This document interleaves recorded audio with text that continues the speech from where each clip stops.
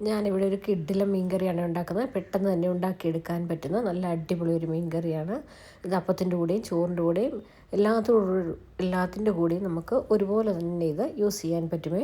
അതെങ്ങനെയാണ് ഉണ്ടാക്കുന്നത് നോക്കാം. എനിക്കിന്ന് ഇവിടെ കിട്ടിയിരിക്കുന്നത് നല്ല അയലയാണ്.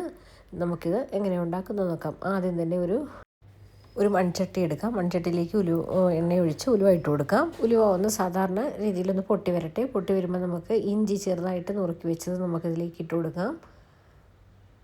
ഇഞ്ചി ഒന്ന് ചെറുതായിട്ട് മൂത്ത് വരുമ്പോൾ നമുക്ക് വേണ്ടത് സവാള അല്ലെങ്കിൽ ചെറിയ ഉള്ളിയാണ്. രണ്ടിലേതാണെങ്കിലും നമുക്കിതിലേക്ക് ഇട്ട് കൊടുക്കാം. ഞാനിവിടെ പൊടിയായിട്ട് അരിഞ്ഞ് വെച്ചിരിക്കുന്ന സവാള ഇതിലേക്ക് ഇട്ട് കൊടുക്കുന്നുണ്ട്. അതോടൊപ്പം തന്നെ നമുക്ക് തക്കാളിപ്പഴം വേണം. തക്കാളിക്കായും കൂടെ നമുക്ക് ചെറുതായിട്ട് കട്ട് ചെയ്ത് ഇതിലേക്ക് ഇട്ട് കൊടുക്കാം.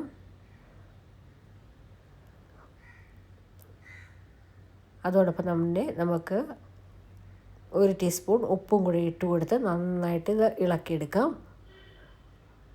ഉപ്പും കൂടി ഇട്ട് ഇളക്കി കഴിയുമ്പോൾ ഇത് പെട്ടെന്ന് തന്നെ നമുക്കൊന്ന് വാടിക്കിട്ടും. നന്നായിട്ടൊന്ന് വാടിക്കിട്ടുവേ. അതിന് വേണ്ടിയിട്ടാണ്. ഇവിടെ നമുക്ക് ഇതെല്ലാം ഒന്ന് നല്ല മയപ്പെട്ട് വന്നിട്ടുണ്ട്. നന്നായിട്ടൊന്ന് വഴണ്ട് വന്നിട്ടുണ്ട്. നമുക്ക് ഈ സമയം നമുക്ക് മസാലപ്പൊടി ഓരോന്നായിട്ട് നമുക്കിട്ട് കൊടുക്കാം. ആദ്യം തന്നെ മഞ്ഞൾപ്പൊടി ഇട്ട് കൊടുക്കുന്നുണ്ട്. ഒരു 1/4 ടീസ്പൂൺ മഞ്ഞൾപ്പൊടി നമുക്കിതിലേക്ക് ഇട്ട് കൊടുക്കാം. ഞാനിവിടെ 1.5 ടീസ്പൂൺ മുളക് പൊടി ഇട്ട് കൊടുക്കുന്നുണ്ട്. കാശ്മീരി ചില്ലിയാണ് ഞാൻ ഇട്ട് കൊടുക്കുന്നത്. ഇതോടൊപ്പം തന്നെ ഞാൻ 1.5 ടീസ്പൂൺ മല്ലിപ്പൊടിയും കൂടി ഇട്ട് കൊടുക്കുന്നുണ്ട്.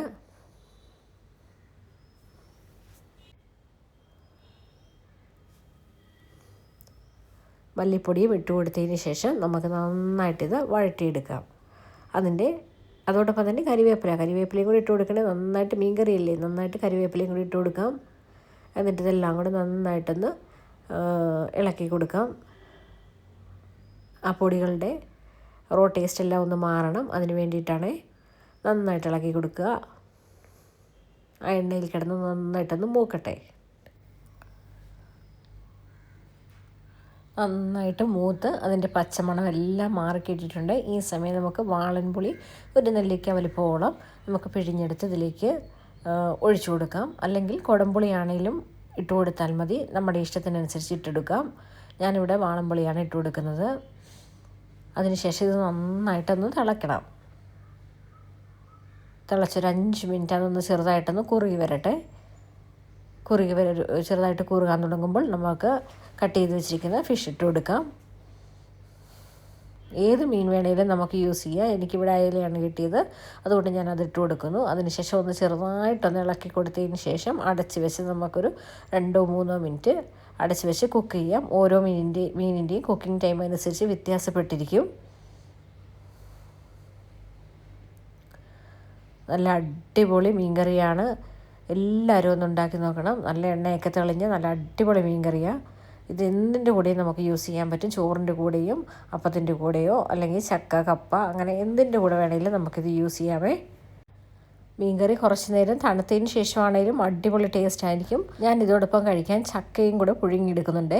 ചക്ക ഞാൻ ചെറുതായിട്ട് അരിഞ്ഞ് കുക്ക് ചെയ്യാൻ വേണ്ടി ഒരു 1/2 ഗ്ലാസ് വെള്ളം ഒഴിച്ച് വെച്ചിട്ടുണ്ട്. അതിന് നമുക്ക് അരപ്പ് വേണമല്ലോ. അരപ്പിന് തേങ്ങായും ജീരകവും കാന്താരിമുളകും കറിവേപ്പിലയും വെളുത്തുള്ളിയും കൂടി ഇട്ട് നന്നായിട്ട് ചതച്ചെടുക്കുന്നുണ്ട്.